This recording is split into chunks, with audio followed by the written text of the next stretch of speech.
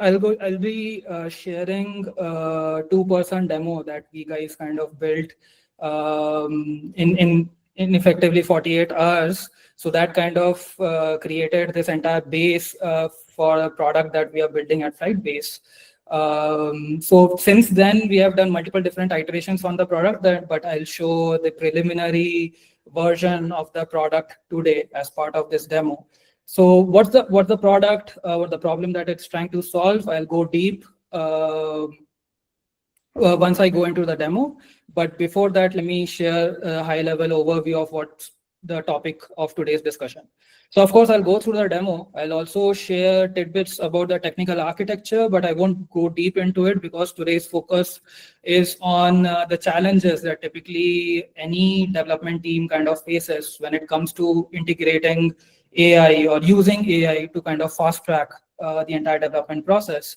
So those are like slides 3 and 4 that I'll primarily focus on. And then what's my key learnings and what's the call to action typically for any developers out there who are kind of listening to this entire session. So I'll quickly jump to the demo and then I'll come back to this slide. Yes, right. So let me quickly drop this.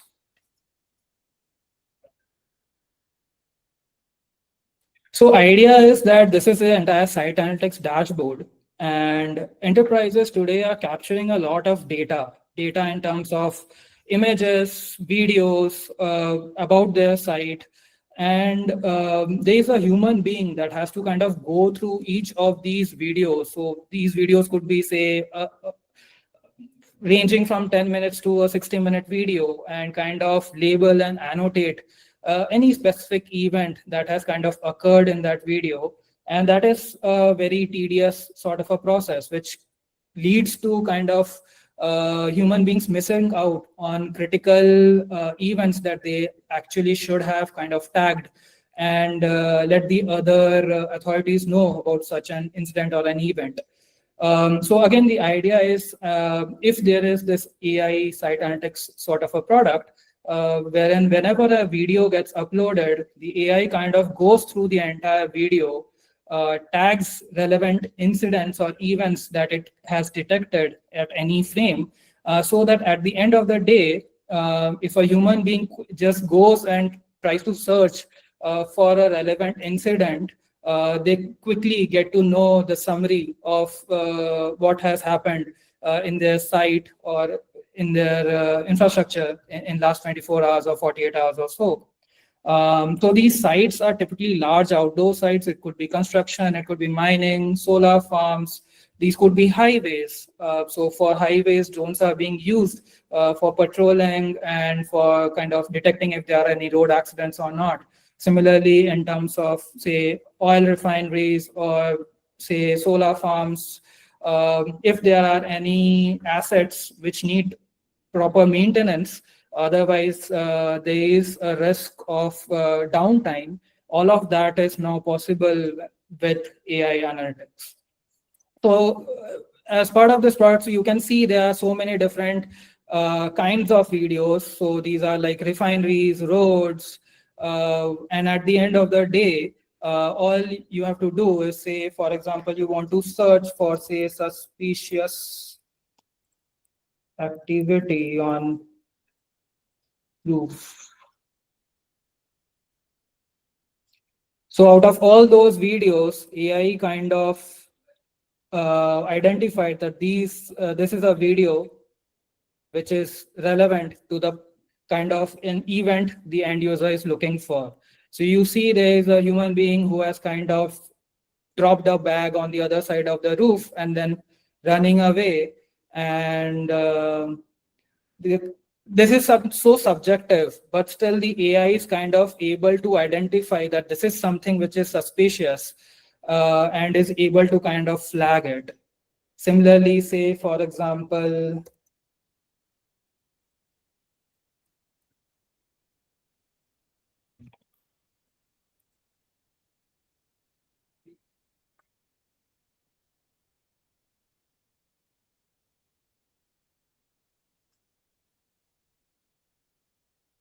So I gave a prompt of high-speed driving, and you see that it's able to kind of isolate that this is potentially an incident wherein the car is in a way moving at a higher speed.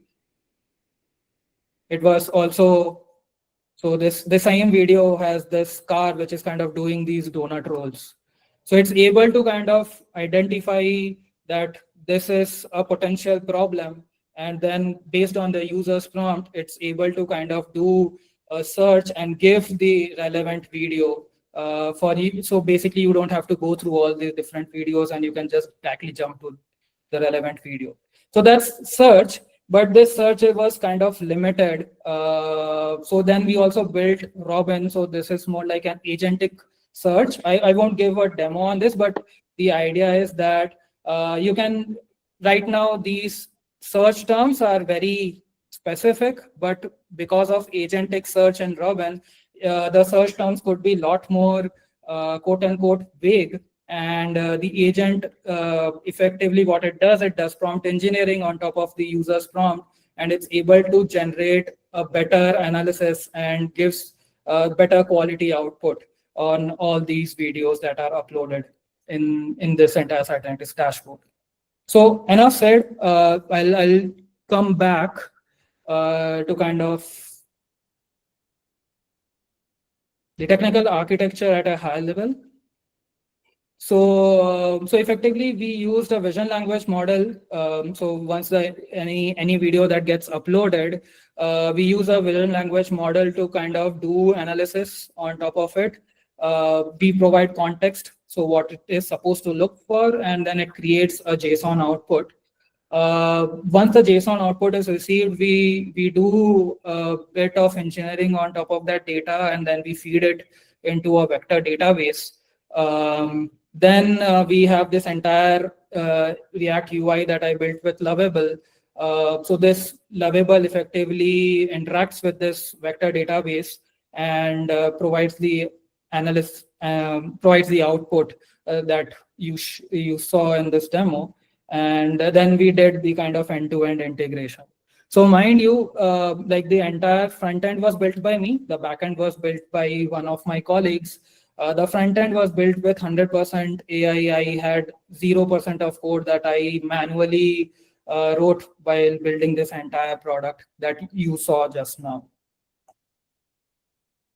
So I'll go a bit deep into typically what sort of challenges that any developers face and their own solutions.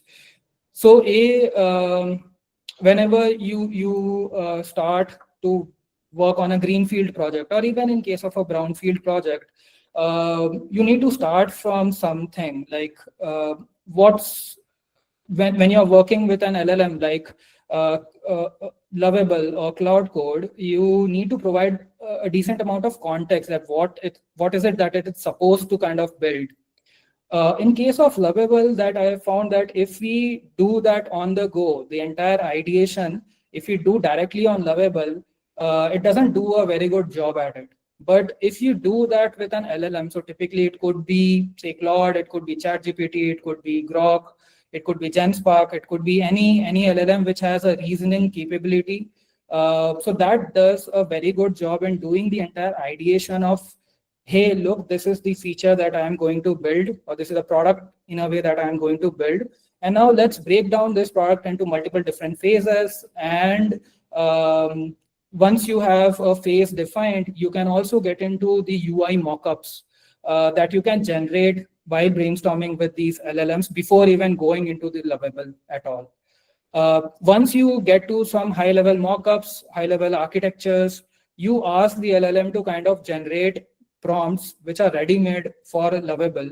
For that, Lovable has actually provided a very good documentation on what sort of, how to architect a prompt that works quite well with Lovable. So you can give that as a context to any of these LLMs, and they kind of generate a prompt which is very much to the liking of Lovable.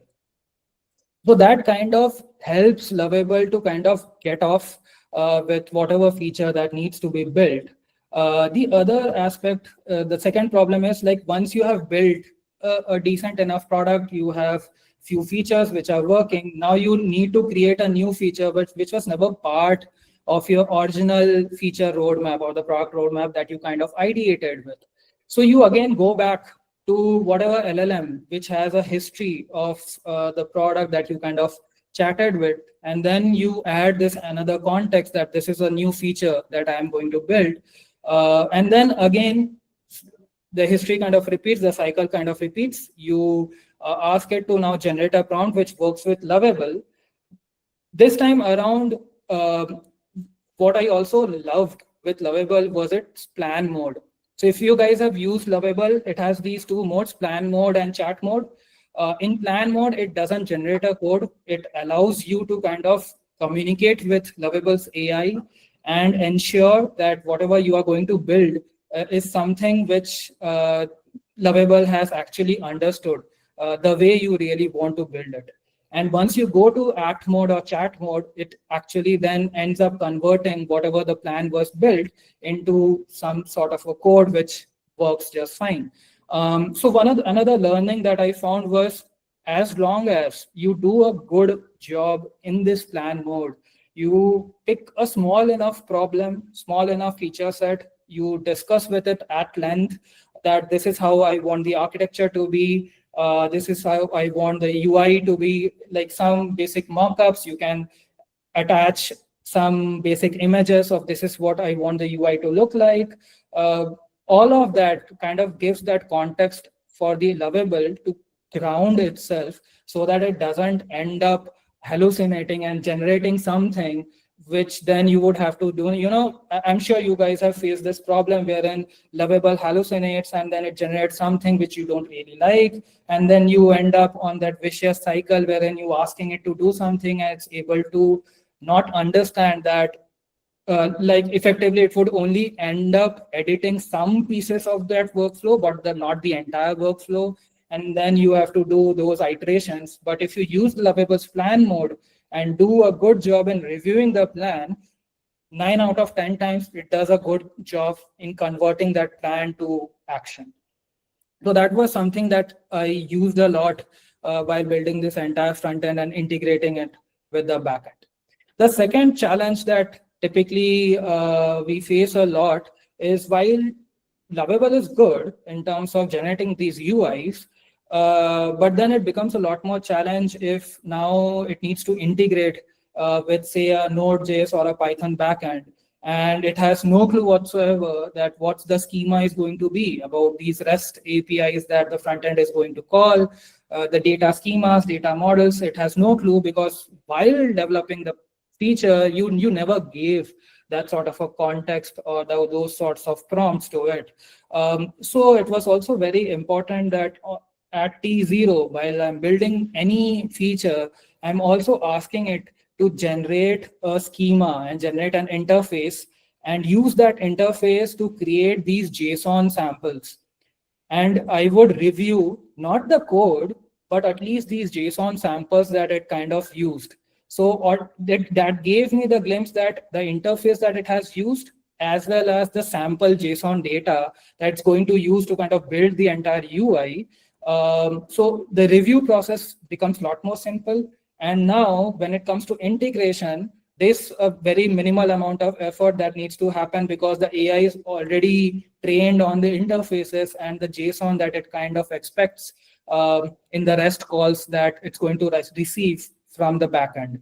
So that helped a lot, especially the aspect that in a dedicated folder, if you ask it to send all these JSONs and kind of refer to it, so that even say 10 prompts later, you ask it to make modifications to say an interface, because that's something which you kind of forgot when you were kind of building the product, building that particular feature.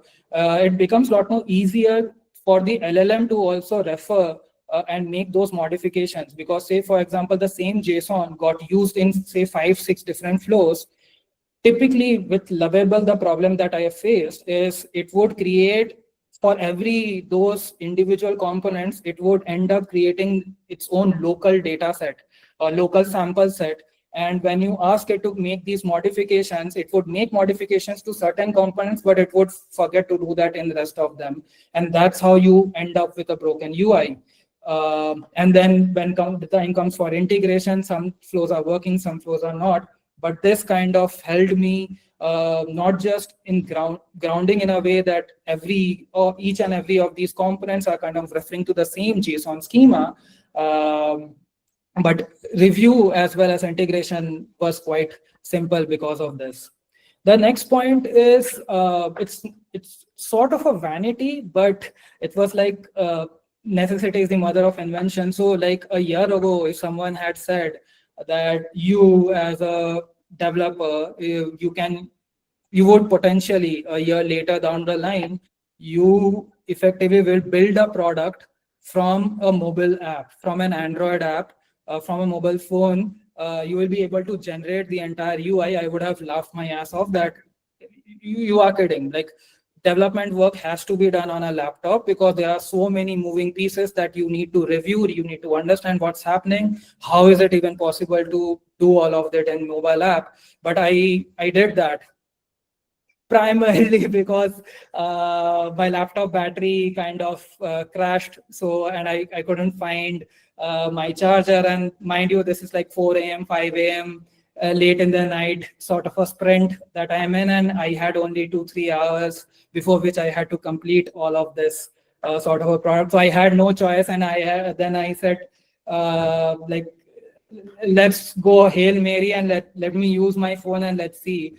And because of the first two things that I did, I already had an LLM which knew everything about what I'm going to do. All I had to do was kind of give a prompt to the LLM. It generated these prompts for Lovable. I had to just copy and paste into the Lovable, and it was able to do a pretty decent job in generating the code.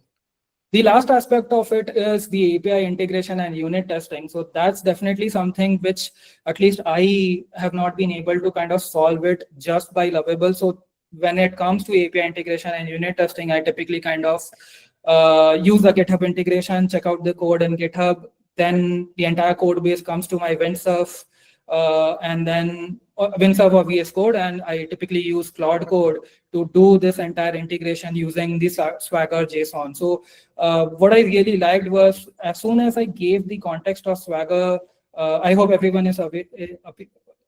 knows about Swagger. So that's an open API spec documentation that you can just pass it to the LLM, and now the LLM knows every detail about each and every API that the backend has exposed. And then all I have to do is like give a very high level prompt that this is the API that I need to integrate. It goes through the Swagger, it understands the entire models, schemas of requests and responses, and does the entire integration with a very minimal amount of effort that I have to put into it. This is my last slide. So like the key learnings is, again, fast iteration is very crucial when it comes to AI. Like ship MVPs, gather feedback from your end users, and then because the entire cycle of developing and building any product is so fast, you can afford to do that. You can afford to make these MVPs, get that early user feedback. Don't be a perfectionist. What used to work probably 6 months or a year ago, you would have to rethink that how you quickly get this product out. So that's what we did. This particular product, we built this around a month ago. We gave it to our end users. They used the product. They gave tons of feedback, and based on the feedback, we then built our second generation and third generation of our product today. Bias towards action, like focus on getting things done. Again, like don't be a perfectionist. Like figure out how to like move fast, get those outcomes. That's how, like, force your team to kind of also think in that way. It's not the entire playbook has kind of changed from pre-AI era to the new AI era. And like in your AI journey, like start small. Don't aim for too complex of workflows. Be it even in case of an agentic workflow, like pick a very small repeatable task that As a developer, you have to do it on a daily basis and then build on that. Um Typically, what you would find if you take up a very complex sort of a challenge, and AI is not able to kind of solve it, partly because of AI's fault and partly because you don't know how to leverage the AI or kind of prompt the AI in a certain way that the AI understands you and does its job quite well. You would very easily lose hope and you would think that the AI is not there yet. I'll probably uh, revisit 6 months down the line. So start small, and I'm 100% sure that you will be able to find that success and then be able to build on top of it. Do lots and lots of experiments with AI tools, be it in coding or any other domains. Experiments is going to be very key in kind of excelling and winning this entire war. Without experiments, if you're just waiting for some playbooks to kind of arise and you would learn from rest of the other players who have the early adopter mindset, uh, then you would have to set for a decent amount of time before which the playbooks kind of become a lot more simple.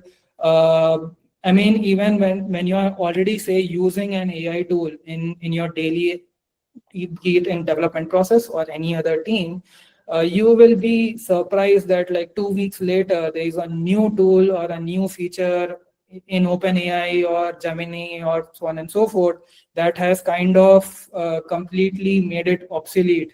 Your entire workflow is now obsolete because all of it has been consumed by LLM. But if you don't do these experiments enough, you would be stuck in those workflows, and probably the 10x or 100x benefit that you can achieve, you won't be able to do that.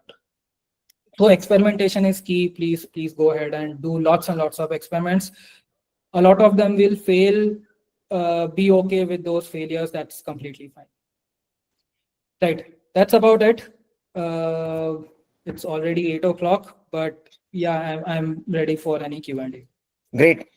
Thanks, SRV. Thanks so much for sharing all those insights, sharing the exact workflows, what helped you build stuff, no, amazing stuff in such a short time. So I think with that, let's quickly go get into Q&A. By the way, people who are using Otter, please see if there is an option to turn off these automatic summaries. It really clutters up this entire no message box. I don't know when Google will release an update to block all these messages from AI agents, but till then we are stuck with this. So please post your questions in the chat box. We'll take them up. Prudvi has a question. Is there a way to track runtime cost of such tools? Of course, it might have a lot of attributes like maybe number of cameras, videos, resolution, etc. How to go about tracking or assessing runtime cost? Asking this because end users might be cost cautious, and gives us a metric to optimize for them. Right. So this is the question is not about runtime cost while building this product. It's more about Yes, when the customers use this, what is the cost associated with each run? Right. So typically we use these API keys. So each and every API key has, I mean, these models kind of provide these dashboards wherein the cost associated with these API keys are available. But honestly, I wouldn't say that we have done, we have solved that sort of a problem. It's more about right now we are building this product, and once we reach a certain stage, we'll be in a better position to kind of build those tools around it, wherein for each and every API key, we can make these API keys specific to each and every organization, and then kind of have like API key versus its own cost sort of a table for our admin dashboard to kind of look at it and see like how can we kind of price the product better. Okay, let's move to the next one. There is a question on what are the tools used for dev? So I heavily use Cloud Code. I heavily use Cline. These two primary tools that I use a lot in my day-to-day programming, apart from Lovable. So I typically use Lovable for doing these design iterations. Lovable has better aesthetics. Of course, my aesthetic skills are not up to the par as compared to my product designers, but still, Lovable helps me on that a lot. But once the UI and all is done, I'll quickly migrate it to either Cline or Cloud Code. Cloud Code as well as Figma MCP, so as well as Cline. So if that I have Figma for my design, so I use that Figma MCP to kind of accelerate the UI development directly in Cloud Code. Okay, next Recently, one. Open Code was also released, so that's something which is in my radar. Few of my team members use Open Code as well for development. Apart from that, we also use a lot of different MCP tools. So we use Browser MCP or Playwright MCP for these AI coding agents to also kind of visualize either the UI components or the logs and kind of complete the loop of code generation to logs and then understanding whatever the problem is and then run on top of it. Yeah.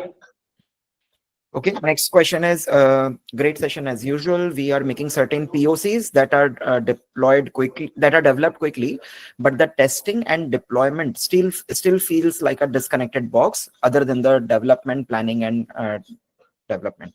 So basically the question is around testing and deployment. How can we connect it to fast-paced development?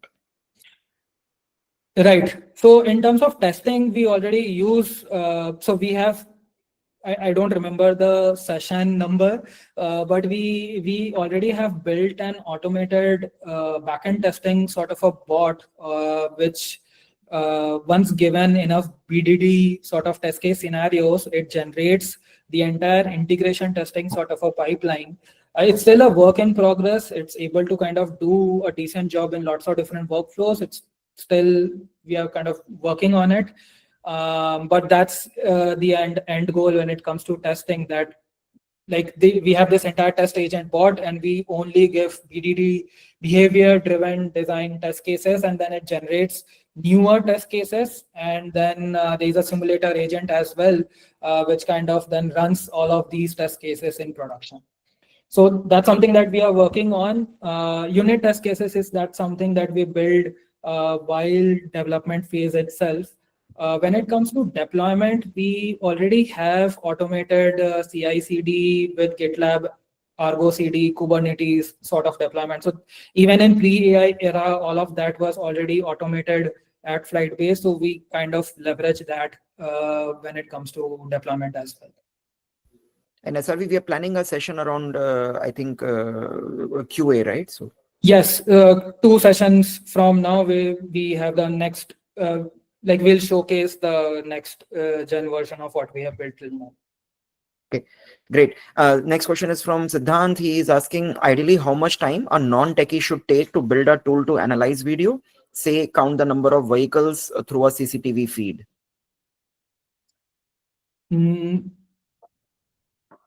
I mean, non-techie is a very subjective word, so I don't know how do I answer that. See, at the end of the day, even today, these AI tools are, I won't say these are magic bullets, and you don't need to know anything about data processing, image analytics, uh, software engineering per se, design thinking, system design. All of these are very crucial knowledge even today, even with whatever AI that there exists. I mean, it's a very difficult question for me to answer straight off the bat. I think it's more about do those experiments yourself. You just have to try it out. You just have to try it out, and like SRV discovered that he can now code using a mobile device, which Yes. he had never done before. So once you are pushed into a corner, then you figure out ways of making things happen. Yes. So that will be difficult for SRV to answer because he's a very good developer as well. So he'll not be able to relate with your pain or like approach a problem from your mindset. So that is something that you will have to discover and maybe come back and share with the rest of the group of like what you find. Yep. So the next question is, how do you manage multiple developers and stakeholders to collaborate efficiently, and how do team members keep track of what has been changed? Right. So something that we unlocked in last few months or so, that human to AI interface, and within agentic AI interface, the bandwidth limitation is human to human interface. So what we do typically is we ensure that each and every developer has their own independent tracks that they run it from design to development to testing to deployment, with very limited dependency on any other team members except some review phases here or there.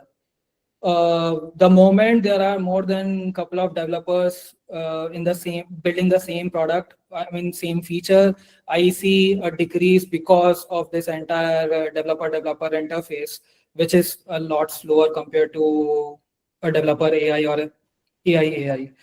So that's something that I would say, something which we have unlocked. So right now at FlytBase, every developer has that high agency mode wherein individually they pick up big chunks and they deliver it on their own. Or even if there are two developers involved in a project, we ensure that they both have their own individual sets of goals, individual sets of features that they work on, and they are not dependent on each other. Okay, next one. And we also make sure that once a feature or a module is delivered, there is a documentation for a human consumption as well as AI consumption, so that in future, if someone else needs to build on top of this feature, there's enough context already so that they can build on top of that. And doing this documentation is super cheap now. Like earlier, it used to take a lot of effort, and people had to, like, people were very reluctant to do documentation because like nobody likes doing documentation. But now, if you like use AI efficiently, then it's super cheap, super easy to just do it. So the amount of documentation that we do now, and the amount of documentation that we have for everything, right from coding to our business to like everything that we do, is gone up like by 100x. Right. So one of the hacks that I didn't share earlier was that whenever I kind of build any feature, especially in Cloud Code, I ask it to generate the entire feature documentation first, and then the implementation documentation as well as detailed implementation steps, which I kind of review it thoroughly so that I don't have to review the code and kind of do iterations on top of that. Of course, the code review aspect is there, but it makes my job a lot more easier, as well as the same documentation now becomes a context, not just for my AI, but even for future AI. So yeah, documentation is very key, and then now it's very easy. Right. Right. The next question is there an SOP or workflow that you use which you can reference, which we can reference while building on our own? I mean, I try to share a like SOP that kind of works for me. Like you use an LLM to kind of say, first of all, iterate and ideate on what you are trying to build. You create a detailed PRD out of that entire your vision, your ideation. You create some mockups, and then you focus on a phase of your delivery. Then you go deep into that. You again create a detailed document. Then you create an implementation document. From that implementation document, you pass all of that to AI. But I would strongly suggest don't go by playbooks, because this is something, even if I say all of this, it may not work for you. You have to identify what works for you and your team. The only thing that I would say is experiment hard, do that on a daily basis, and you will figure out a workflow which works for you. So like internally, we kind of hate, or like hate is a too strong of a word. We really dislike the word playbooks, because playbooks makes you make everything processized, and you're just trying to follow the process without really applying your own brains. So it is far better in this age because of AI, because things are changing so fast that we get used to not following playbooks, that we start hating playbooks, that we start really like getting repelled by the term playbook, because playbook does not allow you the freedom, flexibility, or creativity to discover your own pathways. And right now, that is the most important thing. And it is going to remain important for the next 2 to 5 years till we stabilize, till we reach a new kind of baseline.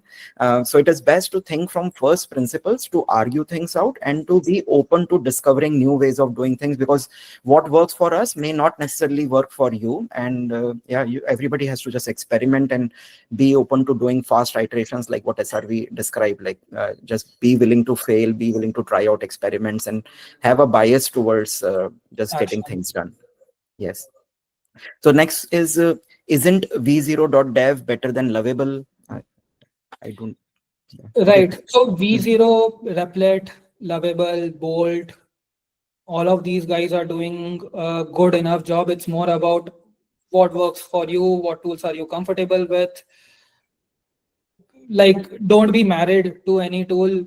So like keep iterating, keep shuffling. I am comfortable with Lovable, but lots of my team members use V0, Replit, Bolt, whichever comes very like easy to use for them. So but it's not something that I plan to use Lovable for forever and forever. I also keep switching. Okay, next one is, as you mentioned that you barely wrote any code to build it. So I wanted to know, what are you planning, how are you planning to scale it in the long run? Will you be using devs to scale it? Also, at what stage do you think you will be needing devs for this product? Right. 2 points. One is it's not barely, it's 0%. And I would like to emphasize on this a lot because well, it was 0% written by me. Of course, I did my code reviews thoroughly. That does not mean that I didn't review it, but 0% was written by me. The second is when you say when I would need devs, I would take offense because I am that dev, and as I said, like the second and third generation of this product was also built by me. I mean, the front end aspect of it was built by me.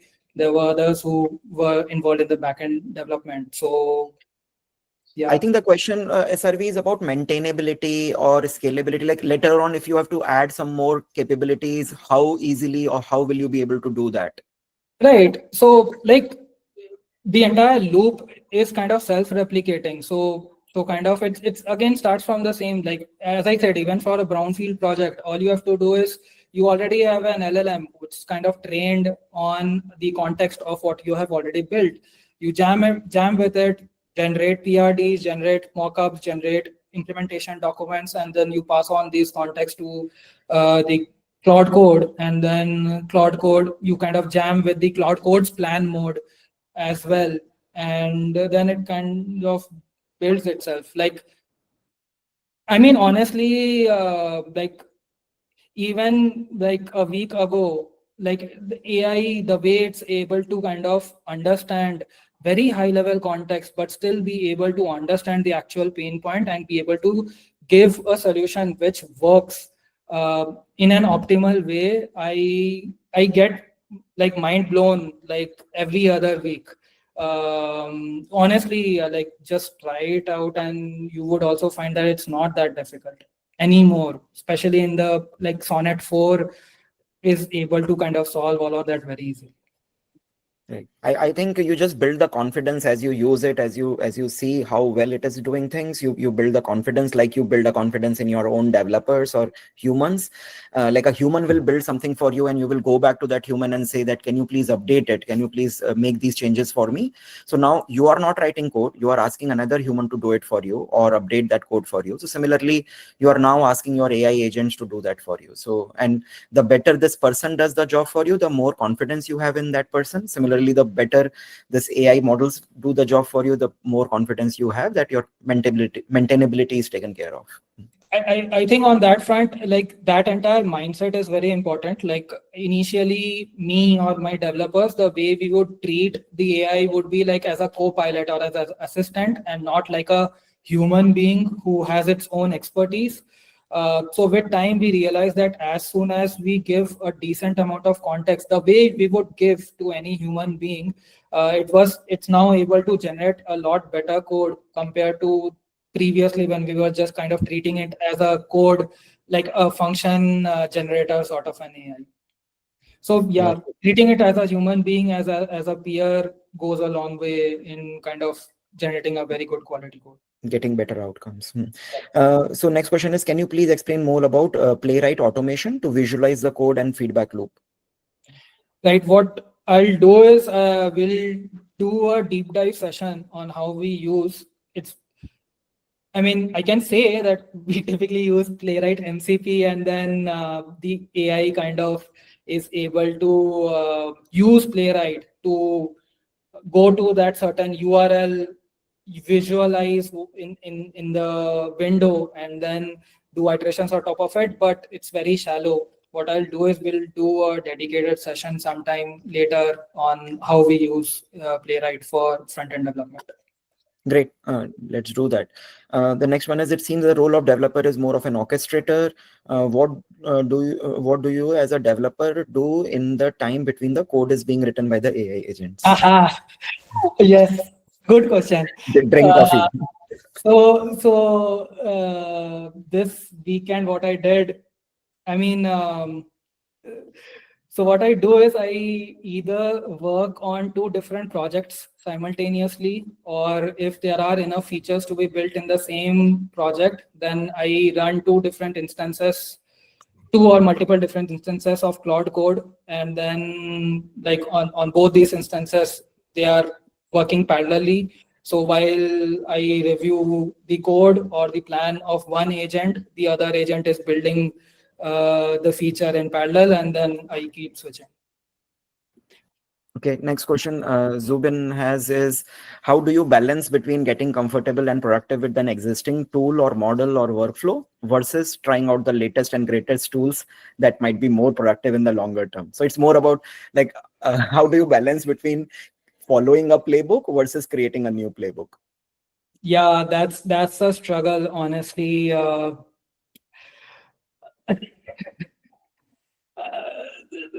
I honestly don't have a very good answer on that, but it's more like okay, we have a hack to that. What we do is we have dedicated our Fridays on exploration. So every Friday, each and every developer, like actually each and every person at the FlytBase team dedicates their day on explorations, on any new tools or new workflows that have come up. And rest of the 4 days is more like ideating and actually doubling down on whatever that we have explored on Friday. That's a hack that you guys can also try it out. But yeah, that's something that we so basically right now there is just so much opportunity for discovery and for finding out new stuff that it is totally worth spending at least a day in a week not doing anything tactical, but just doing explorations, open-ended explorations, because through those explorations whatever you find can immediately benefit you in the following week. So it's worth spending significant time in just exploration and like carving out that time from your daily routine. Something that we also did recently was hackathons. So like even like 2 weeks ago, we did another dev hackathon. So that also kind of forced each and every one of us to kind of get out of our tactical zone and think big, think strategic, and learn things which we never kind of spent a dedicated time learning before. And that also helped us in building newer features in our existing product. So yeah, do that. Yeah, hackathon is a good hack. So like just like stop everything else, just do a dedicated hackathon, and you'll thank yourself later. So any additional feature will be generated incrementally, or entire spec needs to be regenerated? It's about like whatever you have built, if you're adding something.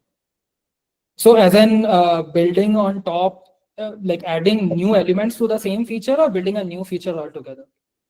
So the question is, any additional feature will be generated incrementally, or entire spec needs to be regenerated? Uday, if you're there. Both of them are possible, depends on, say for example, whatever you built, now you have to scratch it all out, because when you thought this kind of made sense, but now it does not, you can scratch it out, everything can be regenerated. But if you want to build an incremental feature, all you have to do is in that entire feature roadmap, that document that I talked about, add another line item into that, ask AI to add another line item into that feature roadmap, and then it has the context to kind of then again go into each and every step and then do that incremental sort of a job. So both of them are equally possible. It completely depends on what is it that you really want to do. Great. I think that covers all of the questions for now. If you guys have more questions, please join AHC Slack community. It is it is a community for select people who are really engaging on a daily basis and who would like to talk to other people who are equally deep into AI. We also have a WhatsApp group. WhatsApp group is like pretty open for everyone. You can come and you can like share ideas, discuss, drop whatever messages you would like to regarding AI and events and things that you are reading or doing. So WhatsApp is pretty open for everyone. And for Slack, you can just submit a small form, and based on that, you'll be opted and you'll be added to the Slack community. So SRV and our developers, our marketeers, everybody is there on Slack. If you join Slack, you will be able to like engage with many other folks, not just from development but also from marketing, sales, whatever, product design, everything. So with that, this brings us to the end of today's session. We'll come back again next week with more interesting hacks, more interesting insights on how things are moving at AI speed. So thanks everyone for joining. Thanks SRV for taking the time. Yeah, thanks Nitin. Thanks everyone. Thanks for very interesting questions. So it was lovely meeting you all and answering these questions. So thank you everyone.